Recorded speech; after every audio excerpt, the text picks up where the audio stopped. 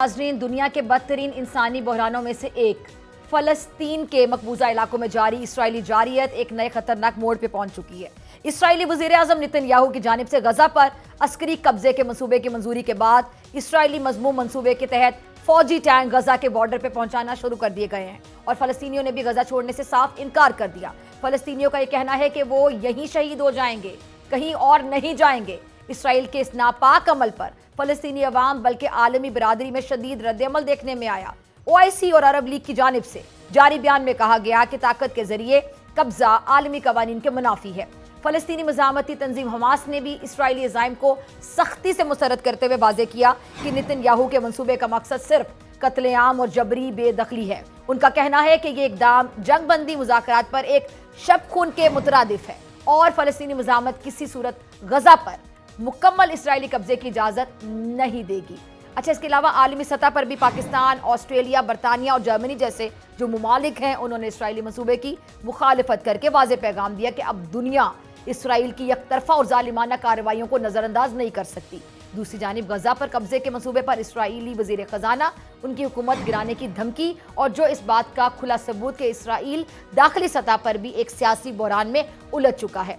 गजा पट्टी गुज़श्ता कई दिहाइयों से इसराइली मुहासरे में है। फ़लस्तीनी अवाम जिन्हें ना आज़ादाना नकलो हरकत की इजाज़त है, ना बुनियादी इंसानी जो हुकूक हैं, सहूलियात है वो मुयस्सर है, बिजली, पानी, मेडिसन, अद्वियात, तालीम, खुराक, इन सब पर इसराइल ने कब्जा जमा रखा है। मेडिसन तक उनको मुहैया नहीं होती। एक तरफ दुनिया इंसानी हुकूक, जमहूरियत, आज़ादी का राग अलापती है और दूसरी जानिब गजा में हज़ारों फ़लस्तीनी बच्चों की लाशें वहाँ पे किस तरह पड़ी होती हैं, बेगोरो कफन। और अरब मीडिया के मुताबिक 7 अक्टूबर 2023 के बाद से इसराइली फौज के हमलों के बायस गजा में शहादतों की मजमूई तादाद 61,369 हो चुकी है, जबकि इस दौरान 1,52,850 अफराद जख्मी भी हुए।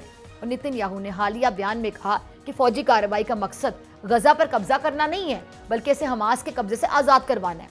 ये बयान अगर देखा जाए तो ना सिर्फ एक मजाका खेज फरेब है, बल्कि हकीकत को मस्क करने की बाकायदा एक साजिश है। इसराइल की तवील तारीख इस बात की गवाह है कि हर फौजी कार्रवाई के पीछे सिर्फ और सिर्फ फ़लस्तीनी ज़मीन पर मुस्तकिल कब्जा और आबादियाती तब्दीली की हिकमत अमली कार फरमा है।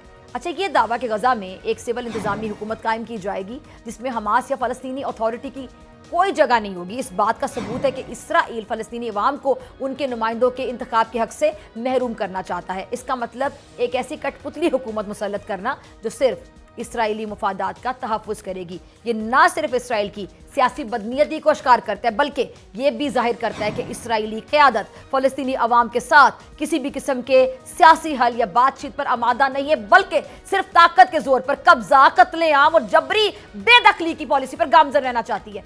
अब वक्त आ चुका है कि दुनिया मजीद खामोश ना रहे। अब नहीं तो कब, कितना वक्त जाया करेगी दुनिया। फ़लस्तीन सिर्फ मुसलमानों का मसला नहीं है, ये एक आलमी इंसानी मसला है।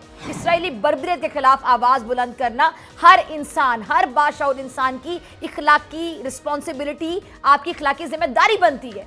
दुनिया को इसराइल के साथ अपने जो सियासी ताल्लुकात हैं, अस्करी, इक्तिसादी, हर लेवल के ताल्लुकात पे नजरसानी करनी चाहिए, तोड़ देने चाहिए इनके साथ ताल्लुकात।